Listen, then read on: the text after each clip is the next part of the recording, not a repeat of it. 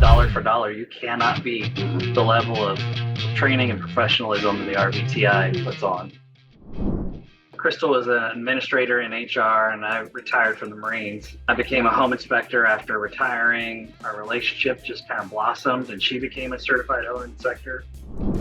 Our family was kind of suffering with the work-life balance. We had pondered camping. And then realized repairs are definitely the way we need to go. We're going to want to know how to fix things when we're, having our own issues, maybe far from a shop or far from information.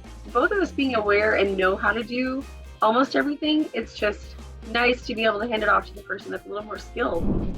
Being certified is key in anything that you do, to be more professional and to present a professional affront to our customers that we're going to take good care of them, and it's going to be industry standard. I think without the education of the RVTI, we wouldn't as be well prepared as we are. Knowing when the customer is explaining the symptoms that they're having with their unit. Applying our training to our business, it's the reason we can do business. Well, I've never seen industry training this affordable where you can begin, you just can't learn that from traditional education. And for our family, running it past just Mike and I, our kids are interested in it. They want to learn. They want to go to the RVTI. They want to get trained. We're involved with RVers and campers and people who have, dreams of going outside and adventuring. And I think that really helps our kids.